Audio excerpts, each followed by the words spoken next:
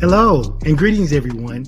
I'm Pastor Edwin Strickland, and I serve as the Senior Pastor of Fellowship of Champions Church International, a worldwide ministry helping people to learn to live out their God-given dreams by walking in love and living by faith. And I get to be your host and your guide for this exciting journey that we're about to take that we call Ed Talk with Pastor Strick.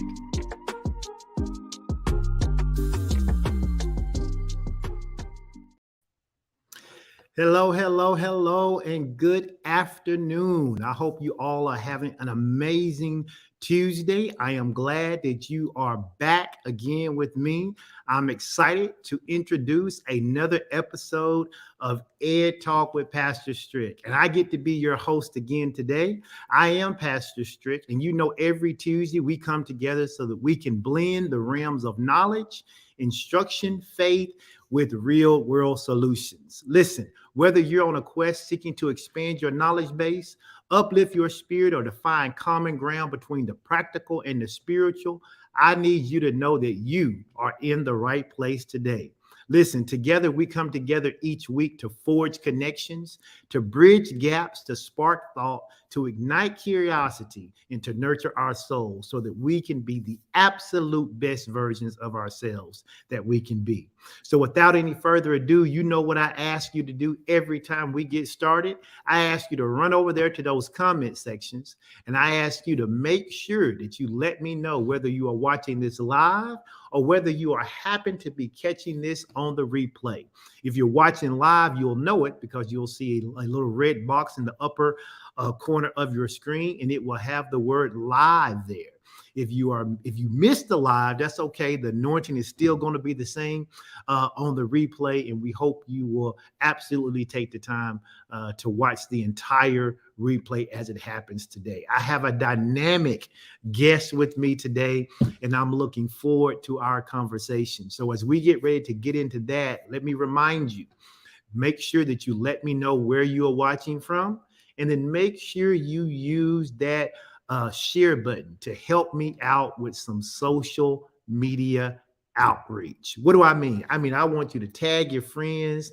I want you to tag your family members. I want you to put this on your page, share it to your story. Do whatever you need to do to get people in here so they can hear this conversation today. As you all know, I've been doing this mini series called The Blueprint, Lessons from Impactful Leaders. And I have another impactful leader with me today. And that impactful leader is none other than my good friend, LeMoine Robinson. Listen, if you ain't had the pleasure to just hang out with LeMoine, you ain't lived yet. As the old folks say, you don't want to go to heaven till you had a chance to just hang out with LeMoine. But beyond him just being a great guy, being an intelligent guy, he is a father, he is a husband, he's a serial entrepreneur, him and his wife Crystal. And today I just want to pick his brain about all of it. I want to pick his brain about what it takes to be disciplined to do what he does. Where does he get the fortitude? How does he stay strong? So we're just going to have a varied conversation. So you guys keep sharing, you guys keep tagging, and I'm about to bring my friend, Mr. LeMoine Robinson, on to the broadcast right this minute. As soon as I get this background out of here, there we go. LeMoine, how you doing, sir? I am well, Pastor Strickland. Pastor Strick, I am well. Thank you for having me on. I hold you and your wife in such high esteem, man. So to be here having this conversation with you, I am ecstatic. I'm tickled pink, as the old people would say. So yeah, man, I'm looking forward to this conversation. Absolutely. I too have been looking forward to it. Now, see, you didn't tell me you were gonna wear a jacket. I didn't even bring one. I can't even run and go put one on. You Well, put up top notch.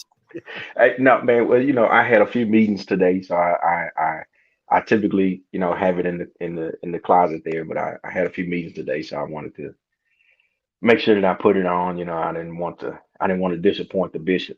You know.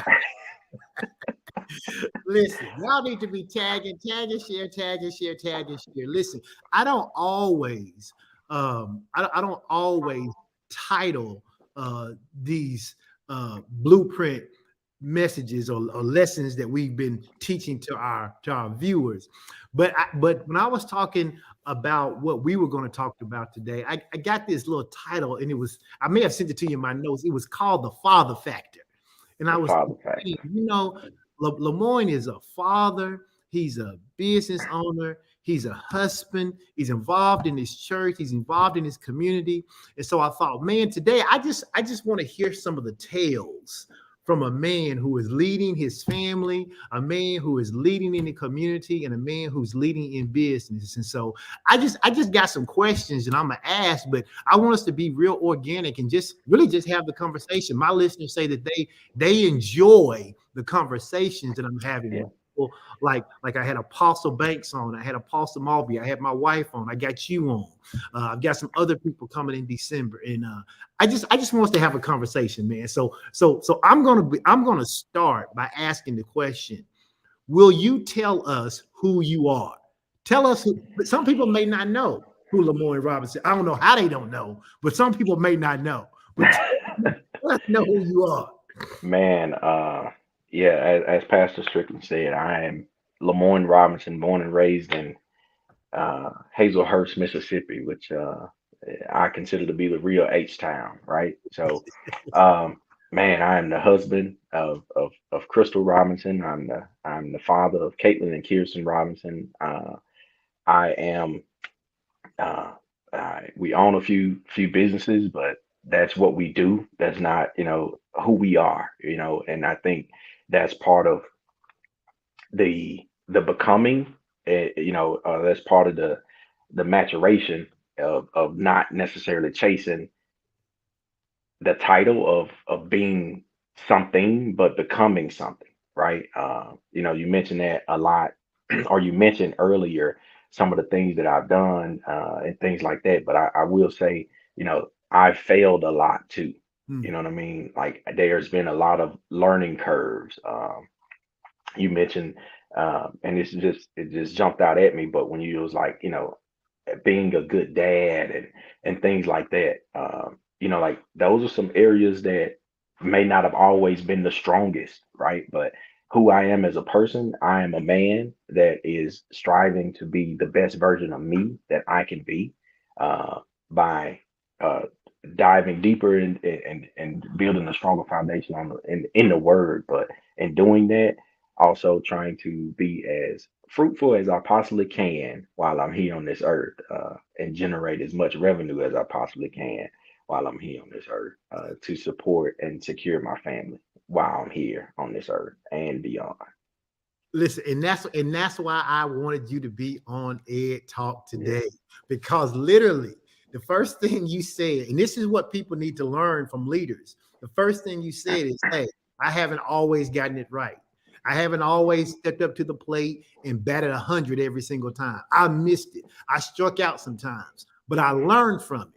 And what Yeah. I learned from that is that I can be better, I can do better, and I love this last part. I can generate more. And so Yeah. we're going to talk Absolutely. about some of those things because, as you mentioned, you are involved in business. I don't know if you mentioned it. I'm going to mention. You can talk about that Mhm. you are a State Farm insurance owner. You and your wife own. That's one of the businesses that you own. You Yeah. are also a podcaster. You and your wife do a podcast on Thursday nights. Talk a little bit about that podcast and what you guys have been able to share with other people about. And I love the name of it. I won't even steal the name. I'm gonna let you tell Yeah. the name of the podcast. So it really was one of those things where, it's called Love and Business, right? But it's my wife and I, we've done business together since we've done business, right? She may have done business before me because she was selling drinks at school and stuff, but I won't say what some of the items I may have sold, but Right. Statute of limitations may not be yeah. gone. So, but it was one of those things where we found a lot of people that were doing business together, or a lot of couples that were doing businesses separately, right? They just, everything was kind of separated. Whereas, we felt like marriage was our superpower, and we felt like that, but we didn't know how to really walk into Mhm. it early on, right? We didn't know how to really own that. So as we grew in business, when we first opened the State Farm Insurance Agency, it was man, my wife, she came to me and said, "Hey, I don't want to work for the government anymore." And we already had one daughter. She's pregnant. She's about to, she gave birth in August. We opened in October, and she was like, "I don't want to go back. I don't want to go back." And I'm thinking to myself, like, man, we just started this business. We just started this business. I don't know what the revenue is gonna look like or anything like that, but we made it happen.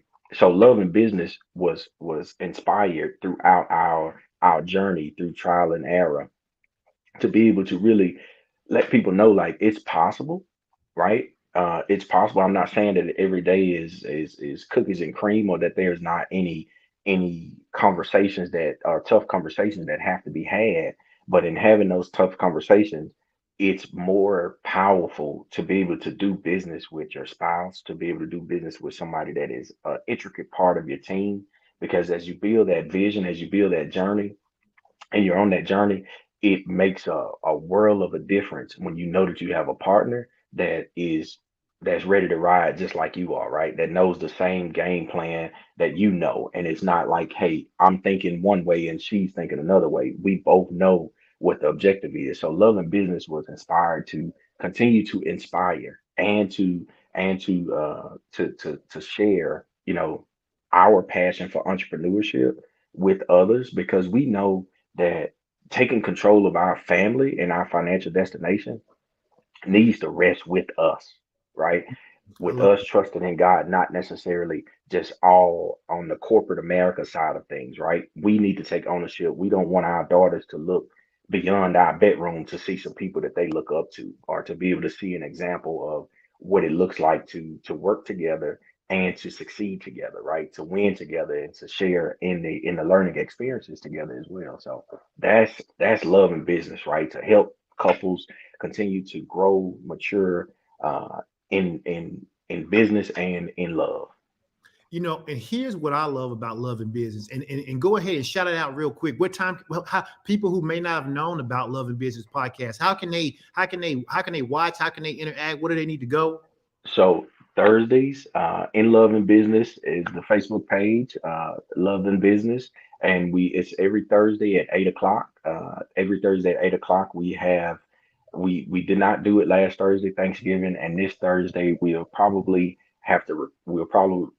record it, or we may still be able to go live. But my daughter has a concert um, that on this Thursday, so my kids' calendar is starting to kind of. Uh, take over hours a little bit. So yeah, but typically it's on Thursday nights at 8 o'clock.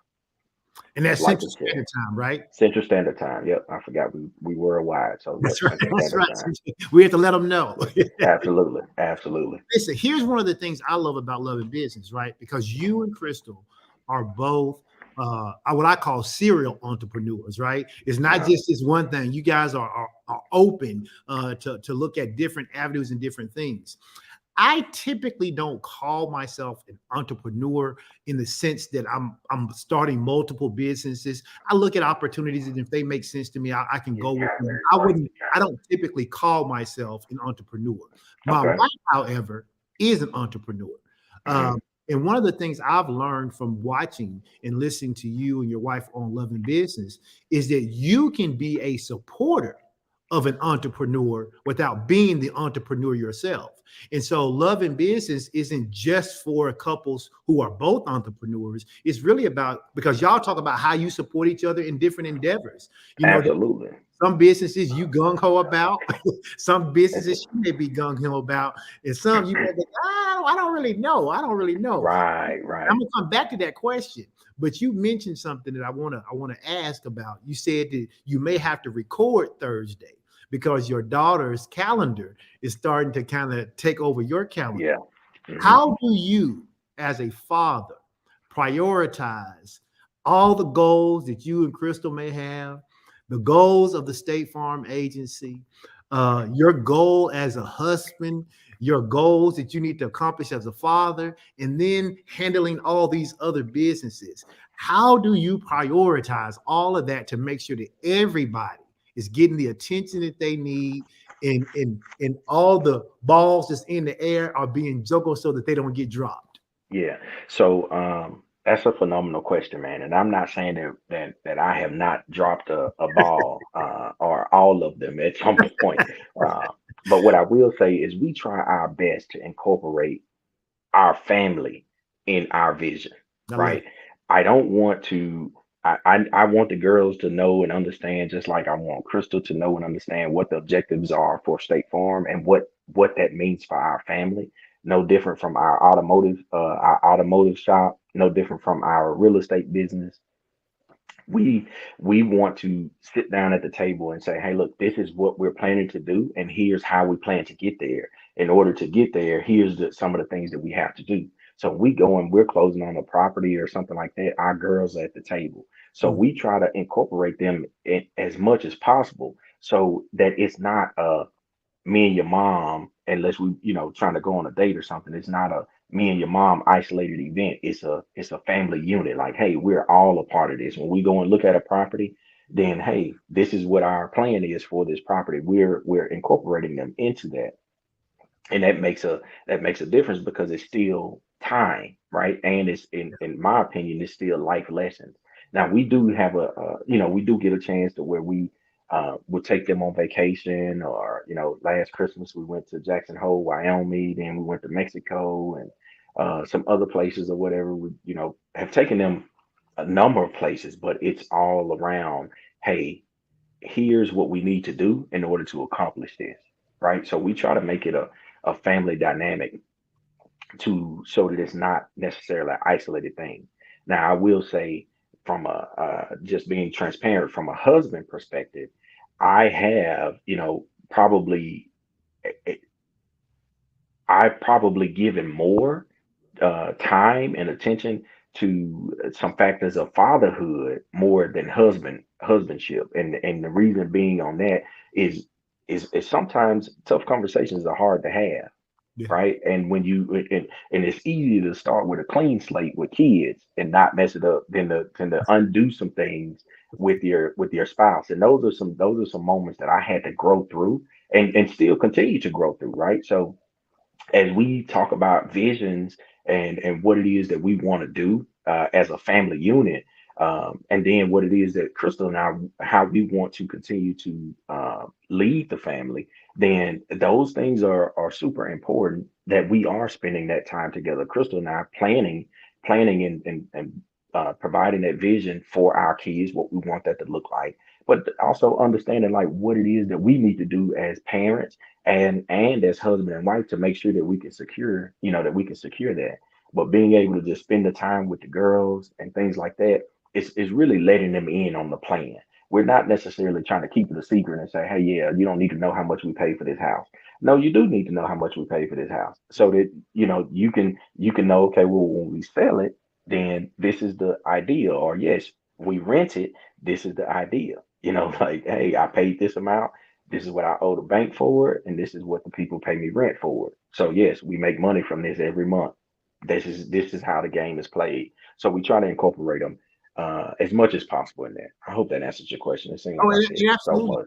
it absolutely did. And people who are watching this, they may be assuming, oh wow, LeMoine is very accomplished. He's talked about owning the State Farm agency. He's talked about the Meineke business. He's talking about real estate. I know personally, you guys used to own a large Amazon supply company. I mean, Yeah, when people hear that, they go, wow, he must have grew up seeing his family do this. And Crystal, she must have grew up seeing her family do this. Man, they must have really came from had a silver spoon in their mouth in order to get this leg up to be able to be so young and do all this. Would they be wrong in assuming that? man, I'm talking about they would be mega wrong. So I'm talking about like everything about it is wrong. Now, Crystal, on the other hand, I felt like that they were rich because she got a car when she got a brand new car. when she was in school, I had to spend $1,200 on my first car. That was all my graduation money, every bit of it. My dad gave me a $500 cashier's check, and the rest was graduation money. I spent $1,200 on my first car, 1986 Chevy Capri. It was nice to me. 86 I Chevy liked it. Capri. Yeah, in the heat of the night type car. Yeah, But right. no, man, no. I didn't know. I didn't really know that we didn't have a lot. I grew up. It was a really a two bedroom, no, a three-bedroom, one bath house. Yeah. I didn't I didn't know that we didn't have a lot, until later on, right? I grew up in a house where we used Ajax as bubble bath. You know what I'm saying? Like that was you you got all the grease off of you. I didn't know I didn't know that wasn't a thing until Crystal was like, "Hey, get some bubble bath." I'm like, "Oh, okay." And I come back with some palm olive, thought I was doing something because it wasn't Ajax. But Something that was stood up real good. man, if you get in there and shake your hand in there like you're So, having a seizure. so I asked that because I knew that was the case. So I want you to set the Yeah. stage for people to say, "Hey, I didn't come from that." So what was the mindset? What is the discipline that you and your family, your wife, your kids, what's the discipline you guys have to maintain? What's the mindset you have to keep in your home life, in your personal life, in your professional life, in order to get to where you are now and where you want to go 5, 10, 20 years from now? Well, first, it started with just um, really a desire to want a little bit more, right? Because the people that I saw in my community, like the the front runners, so to speak, they were supervisors at a factory or something along those lines, right? Like, oh yeah, man, that's what I'm aspiring to. But once it only takes one or two people to catch your eye gate. It only takes one or two people to that you come across and you like, man, that's legit. Like they can do that. Like they are doing it, and they're not like an attorney or a doctor or something like that, an accountant. Like they're just businessmen, or business people, to be respectful. So it's like, hey, once you get that, so it was the desire to want more. Yeah, there were some things that would happen around my house. I knew at that point, like, oh yeah, no, this ain't it right here. This is we're a little bit under the scale. And so it was that. But then we started to understand like the principles of tithing, right? And the promises that those became an intricate part of it, the promises of God, right? Understanding the biblical perspective of what that looked like. So then I would be like, hey, I'm gonna give because I know it's coming back to me. It's just a principle, even though I may not have been doing everything that, God required of me, so to speak, right? I'm just like, hey, yeah, no, I'm gonna pay my tithe. I'm gonna pay my tithe because I know he said he go keep the enemy off my back, and he go bless me with more. So that was one of the things, but that's really what it is. I'm not saying that I'm the most disciplined person ever. However, I think that we are consistent in our goals and flexible with our approach. All right. I think we have, Oh, I uh, like we, that. I like that. yeah, Consistent with your goals, but flexible in your approach. absolutely, I like absolutely. Um, some individuals, as I played college football, okay. and you develop some mental fortitude, right? You develop some mental fortitude, but oftentimes it's induced by a whistle, it's induced by a coach, it's induced Mhm. by other players that's around you. Well, when you get in the entrepreneurship space, or when you get in the marital space and things like that, oftentimes it's just you and your partner, right? So you got to learn to dig that out of you, right? You got to learn to make that stuff come to the surface yourself and propel it. In my case, it was really, it started with me supporting Crystal, right? To say, hey, yeah, no, go to that conference. Yeah, go ahead. You good. I'm gonna go with you. You know what I mean? And rah rah and getting that, hearing that and being supportive and being there, not necessarily thinking that I needed to be in some of those rooms myself and really taking notes and diving into it, right?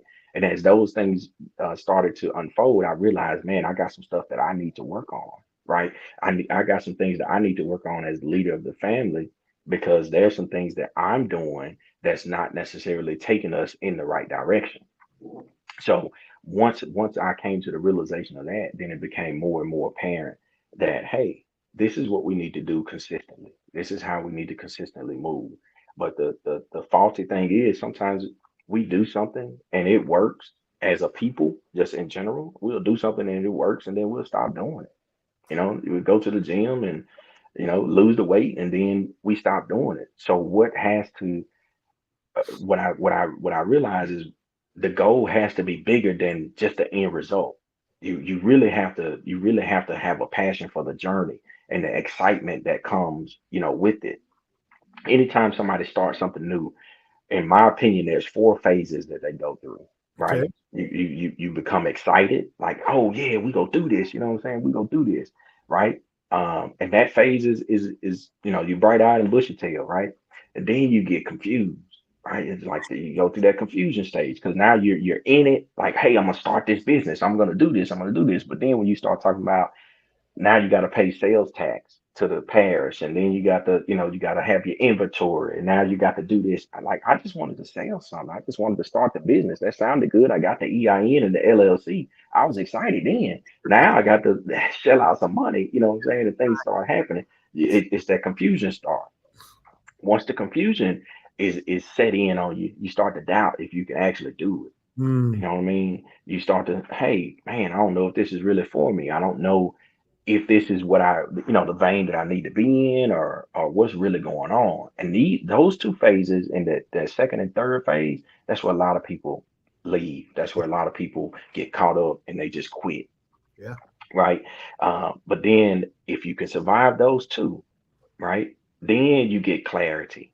Mm, You get clarity on what it is that you're really wanting to do. You understand.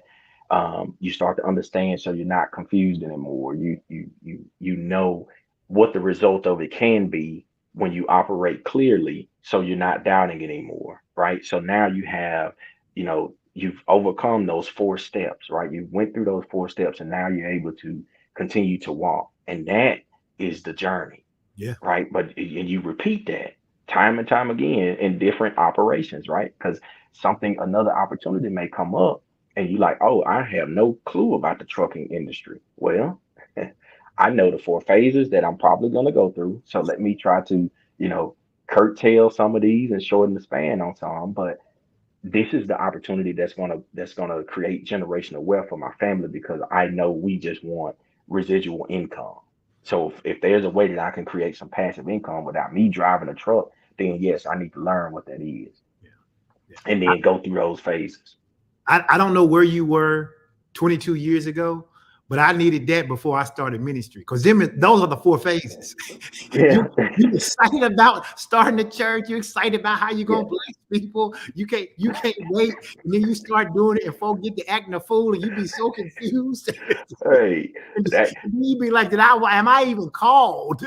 exactly. Listen, man. Listen. Get through, then you get to that clarity stage. You get to that, man, and I feel like that is applicable in anything, man. Yeah, From being a father, I was excited when when she was yeah, that's pregnant. We doing all this, and I'm looking at the baby, and then the moment she come out, I want to cry. So I'm excited, and then the first night that they leave her in the room with us, I'm confused. I'm true. like, oh my God.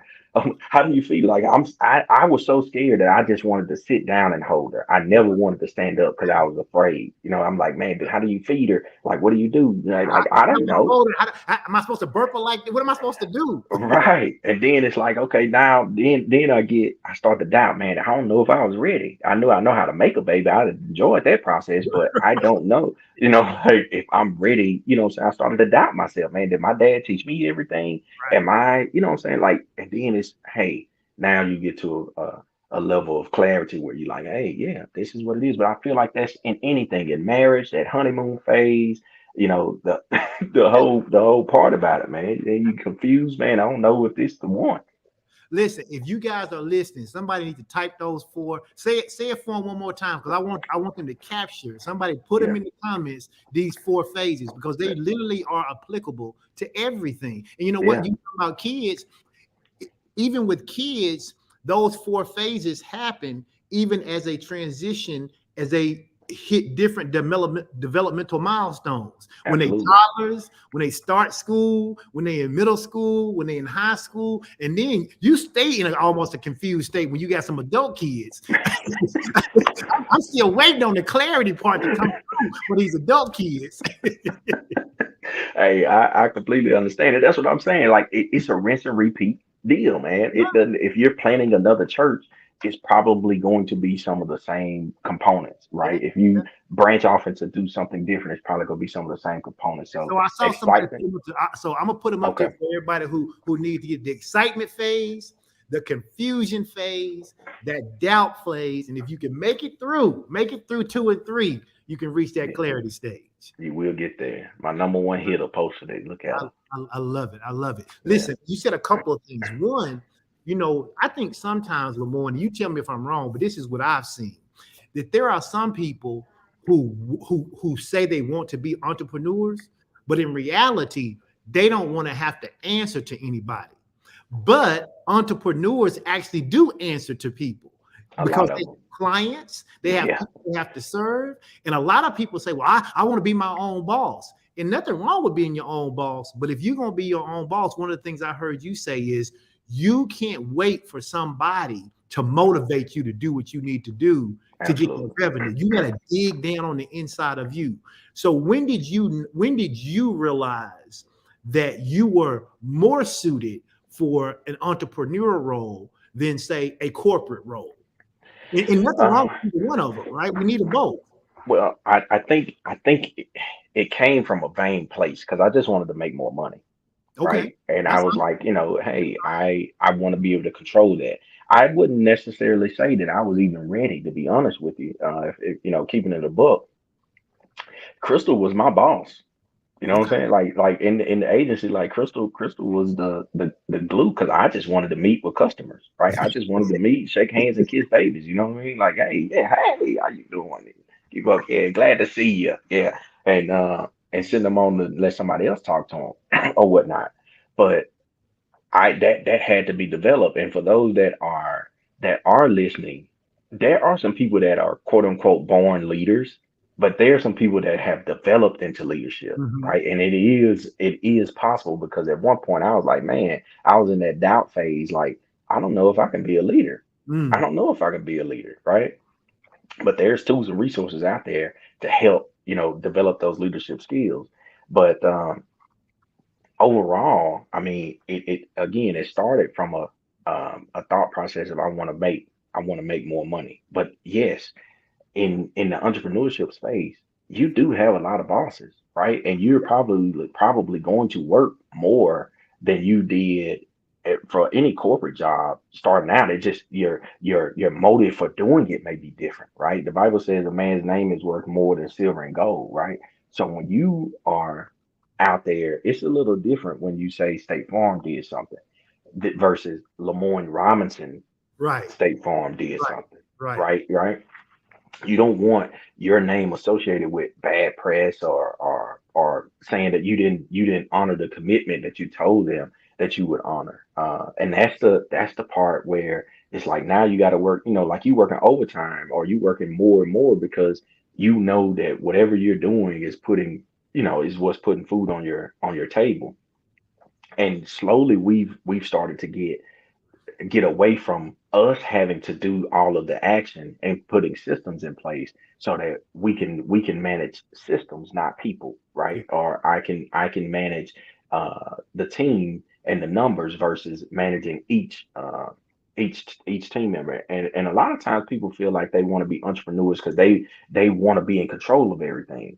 Well, I'm gonna tell you this: you go lose or you go Mm. burn yourself out, right? You go lose one way or another, right? You may Good. lose from a financial perspective, or you may lose from a marital or family perspective, because you just want to control everything. If you want to be an entrepreneur, but you want to control like and hands on do every aspect of it, you're going to lose. And to paint the picture, just think about like a preacher or a minister or a pastor that wants to be the usher, that wants to be the sound technician, that wants to pastor, that wants to be the lead choir director, that wants to be the band member. You on the keys. How can you do all that? You Right. can't. You have to trust somebody to be able to do the other components of that, right? And a lot of times I think people start to confuse entrepreneurship with like, hey, I just want to be in control of something. And really, you are building leaders and handing over the trust to them and allowing them to continue to develop and managing that process. But you don't want to be the person that's doing everything, Yeah, right? But if your goal is, man, I just might as well do it myself because they, no, you gonna lose. You yeah, gonna lose. You yeah. gonna lose. I think about that in terms of kind of like, people talk about being a hustler and they talk about being Hmm. an entrepreneur, right? I see the hustler as the person who's trying to do everything. I see the Yeah, entrepreneur as the one who's saying, "Hey, I want to build this business. I want to incorporate systems so that I can manage systems and I can manage people so that the yeah, business itself can grow." And so yeah, one of the things that I want to talk about, you mentioned early on that you had some failures in business. And when you and Crystal came to the fire experience, y'all both shared, and I think the listeners would love to hear however you tell a story about y'all, one of y'all businesses that y'all endeavored to do, which was the dog business. oh, now, Because it so was a great story, and it gives you an example of it actually gave an example of these four stages you talked about, right? yeah, yeah, Tell me no, about the dog business. man, that was one of our first like businesses together, Right. right? So I liked dogs, right? Pit bulls to be specific, or bully breed. I like dogs. We bought we bought a dog, and we wound up buying two dogs, right? We bought our first dog, and she passed away. I was walking her. I guess the heat or something got her. I'm not 100% sure, but nonetheless, we go move on from that. Okay. Uh, so then we bought two dogs, Troy and Chanel. So we decided like, man, okay, well, if we're gonna do this, then why not? We see that there's people out here that spend money on stuff for dogs. So we got into the dog business, right? Or we started breeding dogs. We was hosting shows and things like that. We bought this big F-250, man, this big truck. But what really transpired was that was our first business. We wanted to host a dog show, and I was saying, man, I don't know. We got to build our name up. People don't know who we are. I don't know what it's gonna take to do this. Whatever. Crystal goes online in a matter of 2 minutes and like, oh, we just have to pay this $100 application fee, and we can host a sanctioned dog show. And man, that and we did, but we built a 600 square foot kennel in our you know garage. And man, we was doing, I mean, not in our garage, in our backyard, but man, we was doing some of everything. As far as breeding them, I never thought that I'd be trying to help a dog have a baby, but The or thing have you do babies. love in business. Hey man, to conceive them or whatever. But Crystal was right there in her jumpsuit, right? We had these blue overall jumpsuits, man. She'd get out there and she'd be helping me out. She was right there with me. But the first dog show that we did, I think we grossed maybe about 20,000 or whatnot. We did it. It was a double dog show. It was a super success. So now you have folks in the comments attention. Okay. now you got their attention. Okay. So So, go. So talk about how y'all decided to do this first dog show, because I think this is what people don't understand sometimes is that, I'm at fault sometimes, right? I want things to be perfect sometimes before I. yeah, My yeah, wife is the kind of person, we laugh about it. My wife is the kind of person and who I'm at fault sometimes, right? she's gonna build a plane Yeah, as she's flying it. I like to have all the instruments tested out. I yeah, want to get 10,000 hours of flight time before I put anybody on board. She like putting people absolutely. on a plane with no seats. It's like just stay all Just on. get on. Absolutely. That is Crystal Robinson uh, to the T. So yeah, I was that dude that I'm like, hey, listen, we need to kind of get on the scene, promote ourselves a little bit, let people know who we are as a kennel, right? It was the Louisiana Bully Kennel Club, was the name of it, LBKC. So we need to promote ourselves as a kennel so people will know us, and not really understanding like, hey, these people don't care about us, no way, right? They just want to be able to show their dogs and get points so that they can build championship dogs. Mm, That's it. I was so vain and so into. oh, they want to know who we are, you know what I'm saying, and all this. And Crystal was like, nah. Went on there, we paid that $100. And I think I don't know if we had to mail them a check or whatnot, but they said that hey, we are approved to do this dog show.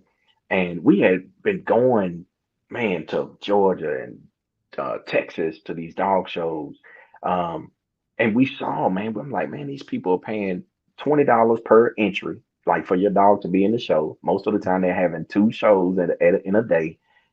Some people have upwards of 6 to 8 dogs. Mm, They're paying for a 10 by 10 space that may be $200. If it's a front ringside, then it's 350, $400.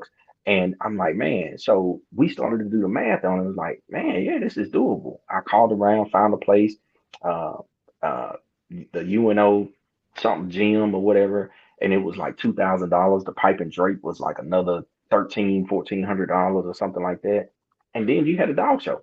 You know mm, what I'm saying? Like that's all you really needed. yeah, You know what I'm saying? Like that was the extent of it. yeah. But I overcomplicated it so much by incorporating what I thought other people were gonna think. Mm, You know what I'm saying? What did I need other people to think versus just like, hey, let's get in motion and let's do this because this is something that we want to do. And I think that's what holds a lot of entrepreneurs back, just in general, or people just from moving on business ideas because they get the idea and then they want to know what other people are thinking, right? mm, And this is something I suffered from for a long, long time, and I can't say that I still don't ask myself, like what are you thinking? Do you think this is a good idea or not? Uh, it doesn't matter, and it didn't matter then, right? Because $20,000 later when we had this chase zip up bag, you know what I'm saying? I'm talking about, I'm feeling like, man, everybody watching me. I'm tucking this thing. I'm talking about, I hid it under my sock drawer. Like, right. bro. But that was the thing. So when we put that flyer out there and those registrations started to come through, it was like, man, okay. And shortly after we did it again. As a matter of fact, that funded one of our next business ventures. So it's almost like it started to build up, right? Like, Gotcha. hey, we started here, we did this business, and it made some money, and now we can catapult and do this next business, and we made money like that. Um, And almost to the point where you got into the dog food business, didn't you? absolutely, man. Listen. I was going to. I found a guy that wholesale dog food to me. We built a little shed in the back, and I mean, it was yeah, that was a nightmare as it relates to the other side of it. See, when you pray for the rain, you got to deal with the mud. All right, so so we had the dog food, man, and that was a another source of revenue for us. But we had so many dogs. We had 6 dogs, so it was cheaper for me to do it like that. And I needed to put that F-250 to work anyway. But man, when I'm telling you, it was it was a nightmare because dog food bring rats, Yep. right? I'm talking, and one day I go out there to get a bag out of what you call it. I'm hearing something jumping, I'm hearing noise. I said, man, golly. And then I looked, I said, man, how this bag get wet? I got a roof leak? Nah, that's them. They was out there having a field day, man.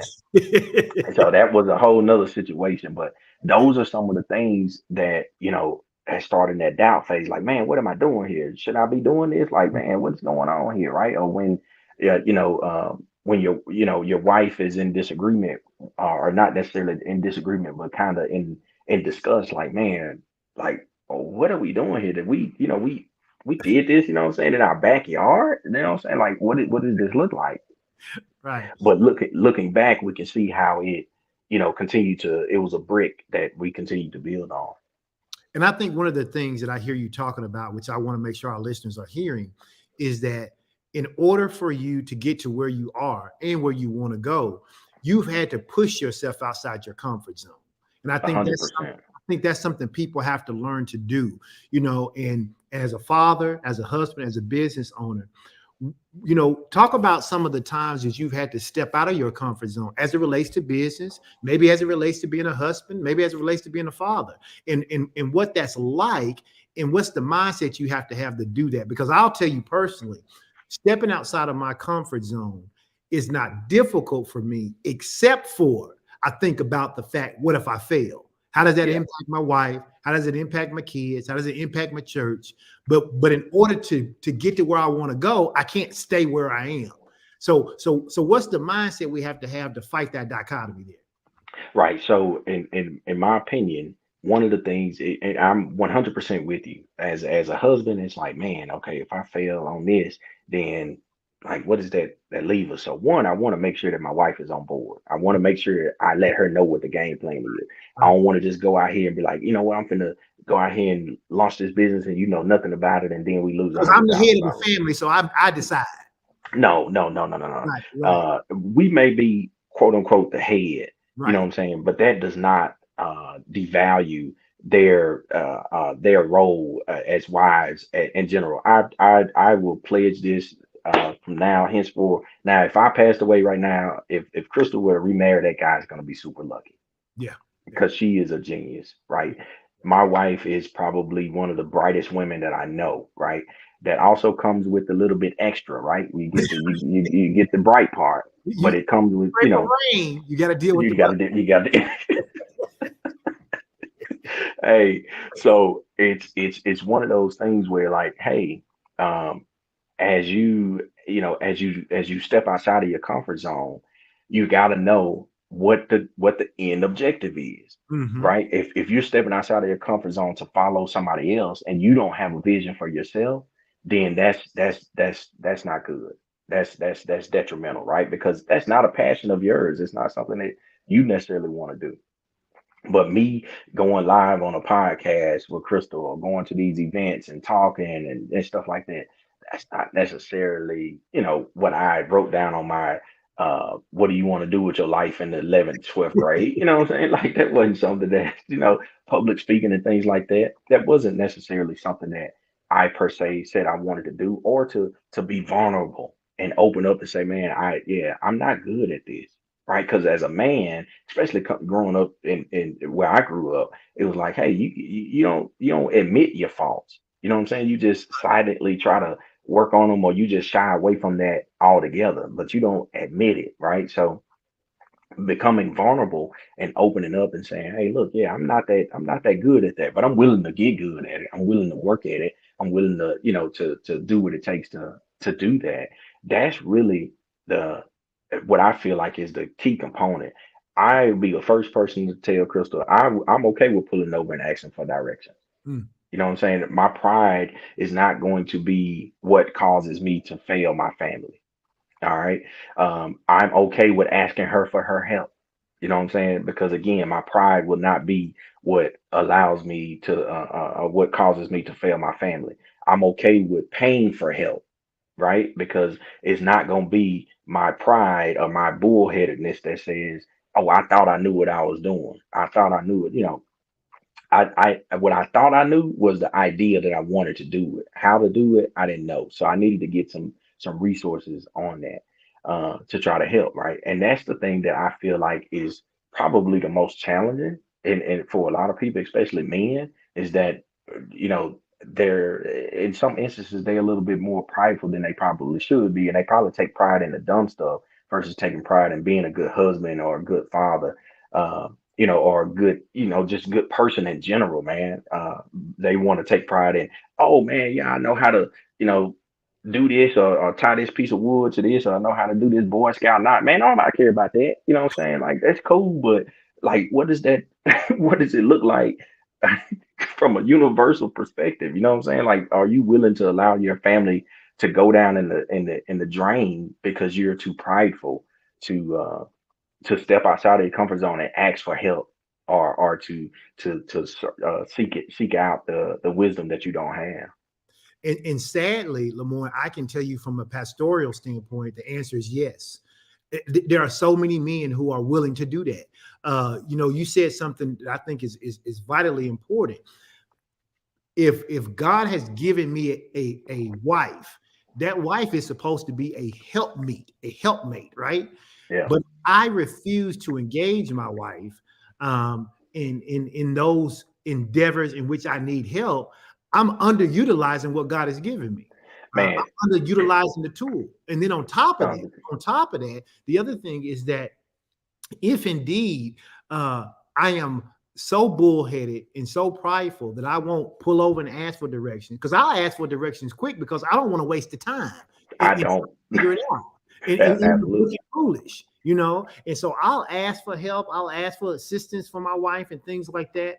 And at the end of the day, I think men do take, and I have over, I think over half of my listeners, at least on the podcast itself, Yeah. maybe not the live, but on the podcast itself, are men. And I think that one of the things men need to learn is that, hey, it's okay to step out your comfort zone. It's okay to take risk, but also it's okay to ask for help. Asking for help is not a sign of weakness. It's not. It's actually a sign of strength and humility. But I want to circle back to one thing, man, that I read this a while back, and it really struck me. Right, you know how you said the wives are helpmeets, right? Mhm. So the Bible also describes the Holy Spirit as a helper. Mhm. You know what I'm saying? And a lot of times we as humans condition the help, like the movie The Help, as if they are subpar, secondhand, like they are to be undermined. Like the most powerful thing that God left us here on this earth, the Holy Spirit, is described with some of the same words that He's saying that your wife is to be to you. Come on. Come You know on. what I'm saying? And I'm like, man, if I don't respect and appreciate that, then I'm just, this is just as useless as a screen door on a submarine, bro. I knew I was going to get a good one today. Say that one again. Listen, I'm usually, man, as a screen door on a submarine. you don't need a screen door on a submarine. Just no more than you need pedals on a wheelchair. I'm telling you, man. But that's the part. But as men, a lot of times we'll look at it as if our wives are not equal or something, man. Like we just play different roles. Yeah. You know what I'm saying? We play different roles, but they are a vital part. I don't think the Bible would have said when a man finds a wife, he finds a good thing. You know what I'm saying? Like I don't know what other reason. You know what I'm saying? He ain't just talking about from a sexual perspective, man. You know what I'm saying? Right. He not talking about that because the truth be told, like yeah, that ain't that ain't it. That I was ain't it. trying to let you go all the way. Mm-mm. But you're right though, That because I think people don't understand that that's the difference in a wife and just a side piece, or a wife and yeah, just a chick hanging around with or whatever, or you just spending time sexually with. right. When the Bible talks about a wife, it really is talking about someone who is suitable and adaptable for that man. And Absolutely. that part really is important. One of the things I want to ask you as we get ready to kind of get to the end of this, we've been talking about uh, you and your wife being serial entrepreneurs. We've talked about how you guys have a vision for your family and that you share that vision with your children. You bring them to the table when y'all have different deals, buying property, selling property, doing different things. As a father, because part of this is about the father factor. How do Mhm. you encourage risk taking among your girls? I know you have two girls. How do you encourage risk taking with them at the age and level that they are? How do you encourage that? Because I think that's important. That sometimes we want to keep our kids so safe, and we don't want Yeah, them to experience failure because we don't want to see our kids fail. But a part of growth is learning from things that don't work out. So how do you encourage absolutely. them, girls?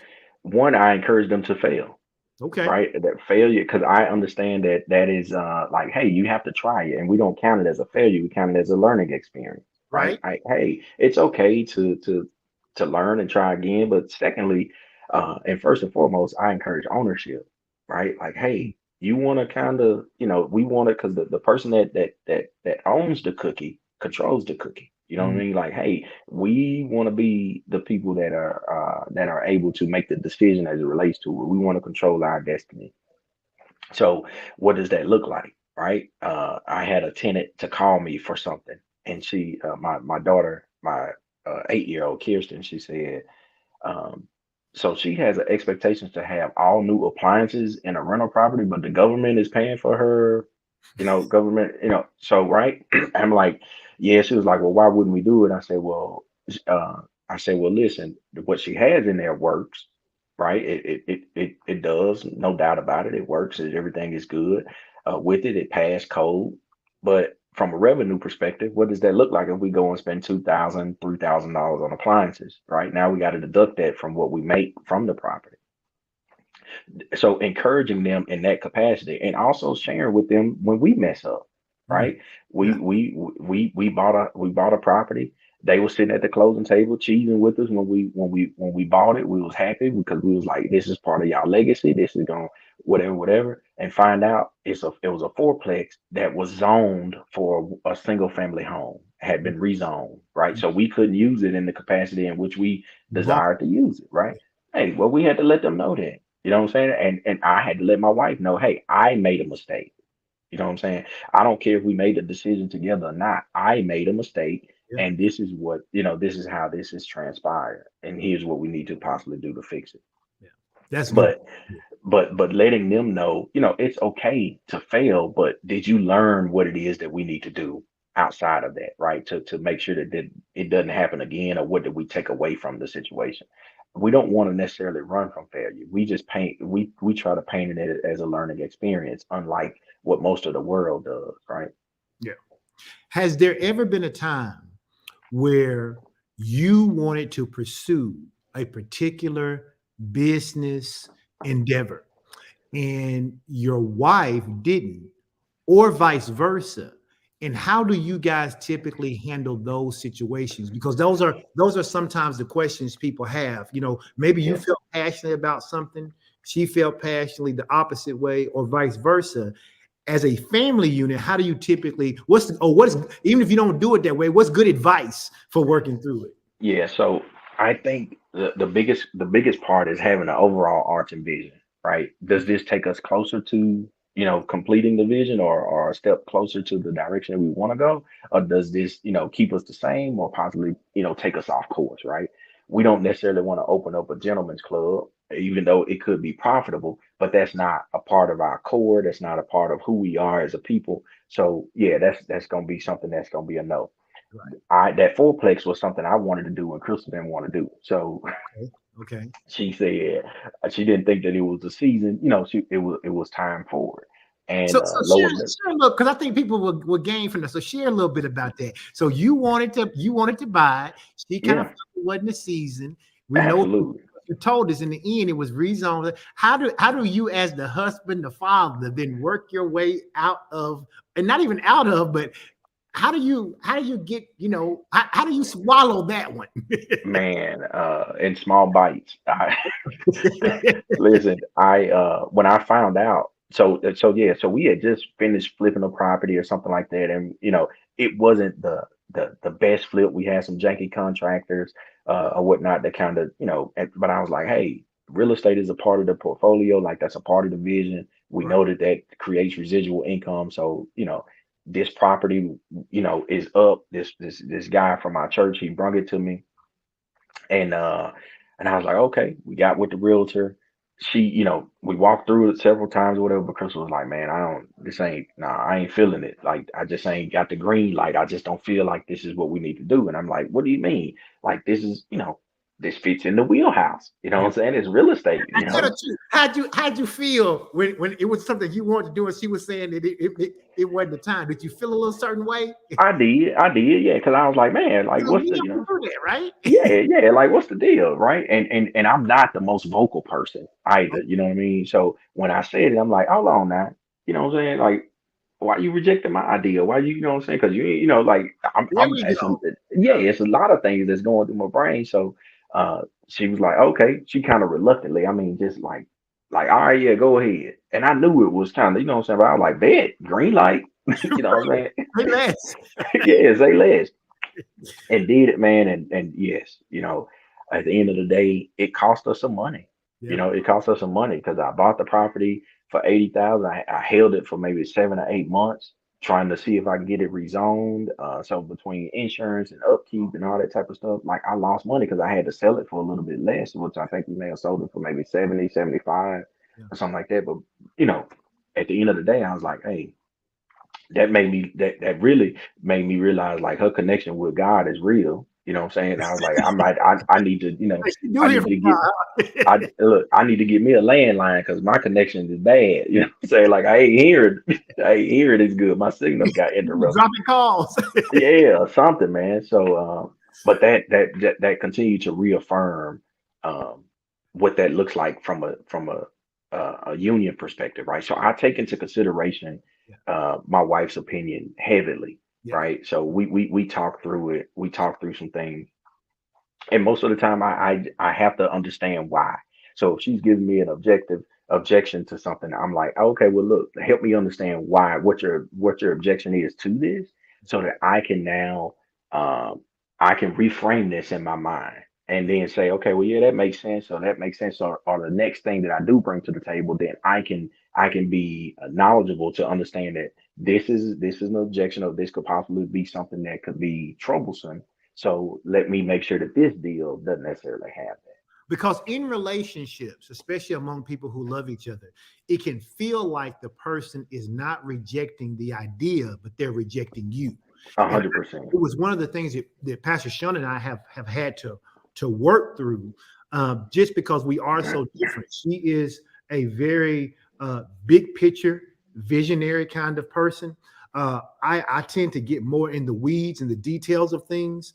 Yeah. I tend to, because of my training as an educator, I tend to always look at things with a backwards design approach.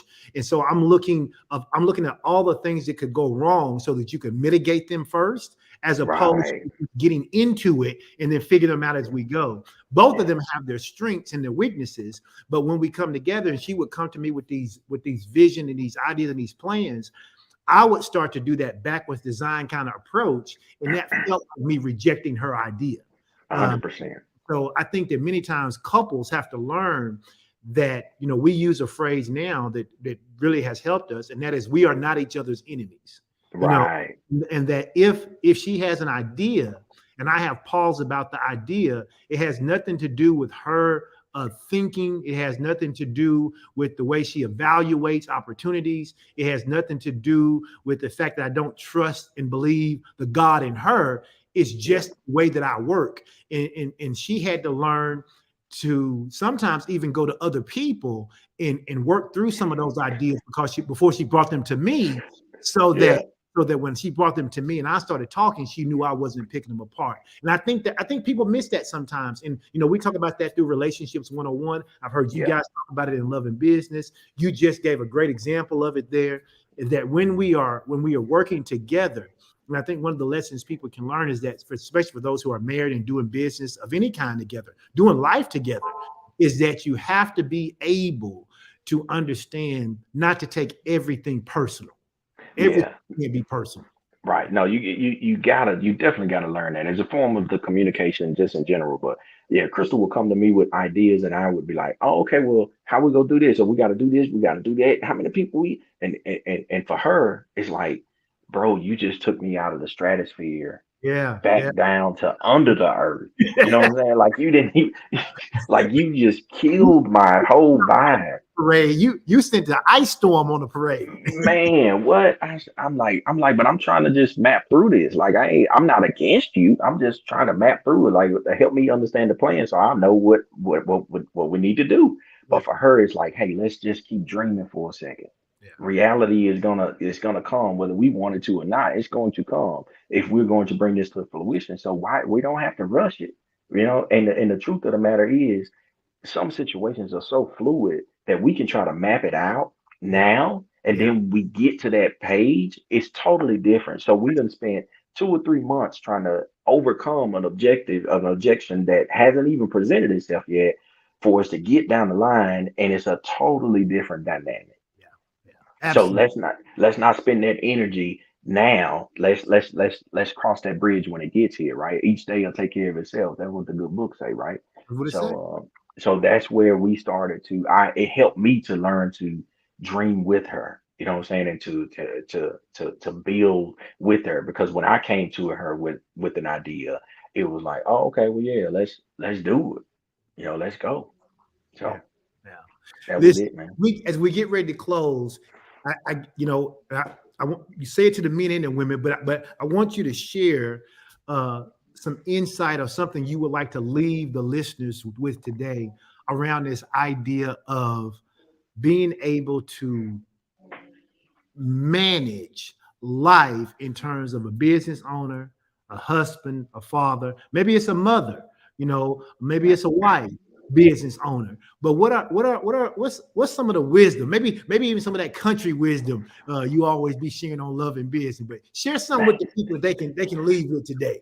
Man, as I think about it, it's be look, be intentional, right? Be Be intentional with the love that you share. Be intentional with the resources that you have, and be open in the communication piece, right? When we try to hoard everything in or try to move in silence on our own, a lot of times like we run into stumbling blocks that are unnecessary. From a business perspective, this old guy told me one time that money and money is a lot like cow manure. If you let it pile up in one spot, it just stinks. But if you spread it out over some stuff, it helps it grow, right? So be okay with investing in yourself. Be okay with investing in your family. Be okay with investing in your wife and having those open dialogues, those tough communications, those tough conversations, or crucial conversations as you guys call them, that will help. It may seem like it's a step back, but I promise you it builds a strong step up, so that as things continue to arise, then you guys can have that platform to stand on to have those conversations. But including your family in everything that you do and understanding why you're doing it, I think is most important. So creating that vision, making it plain, and including everyone in in it that needs to be in it. Everybody don't need to be in it, right? right. But everybody that needs to be in it, that's a part of it that it's going to affect, then you need to include them with it. I like that. And I loved how you worked one of them sayings. And you need to write you a book called LeMoine Isms. Hey, So, listen, man. down somewhere. Make sure you pass all your LeMoine isms down to the next generation. Listen, man. I maybe one day I hope they get to understand them. Sometimes, man. Sometimes it may not make sense to them now, but maybe it will later. It's a great point, though. I love that. Don't put all your money in one place because it'll pile up like manure and stink. Spread that stuff That's around it. so other things can grow from it. That's it, man. It's more beneficial like that. I love it. Lamar, I appreciate you, man. Thanks. So I know you got a million things to do. I appreciate you when I asked you for just saying absolutely, for being flexible with the date that I chose, for showing up on time, and for blessing our listeners. I appreciate you. I encourage everybody, make sure on Thursday nights, I bowl on Thursday nights, but I have y'all in my ear while I'm bowling. Listening to Love and Business on Thursday nights, because Appreciate it. not only is it informative, it is also entertaining. If you have not seen Crystal and LeMoine interact on Love and Business, you are missing out. So make sure you mark your calendars for that. Man, I appreciate you. I hope that you enjoy being here. It won't be our last time. We'll get together and do some other things, because I think you have a lot to share with people and they need to hear it. Hey, man, I appreciate the opportunity. I appreciate all that you guys are doing for Fellowship of Champions, for Ed Talk. I really do admire you and your wife, like big time. So it warms my heart to call you guys friends, but more so individuals that we look up to as spiritual leaders. So Well, I appreciate that. Likewise, the feeling is mutual. Listen, I'm gonna say bye to my audience. Don't go away. I'll be right back with you in just a minute. All right, guys. Thank you so much for joining in today. I appreciate it. I hope you enjoyed LeMoine. I always enjoy talking to him. Anytime that Pastor Sean and I get a chance to hang out with him and his wife Crystal, it is just a great time. And so I hope you listen to the wisdom that he was able to share. I hope you will think about it. He left you with these words: be consistent. Be consistent. Be consistent in your walk as a husband or a wife. Be consistent in your walk as a parent. Be consistent in your walk as an entrepreneur or as an employee. Be consistent. And most of all, be consistent with your walk with the Lord. LeMoine talked a lot about his relationship with Holy Spirit and with the Word, and how that has attributed to his success. And I don't want that to be undershot. And so I want you guys to think about that. And as you go out this week, remember, be consistent. All right. I'll see you guys the next time we come together. I appreciate you. Remember, we show up every Tuesday because we want to make sure that we bring together both the practical and the spiritual so that you can be the absolute best you can be. All right. You guys have a blessed day. Bye-bye.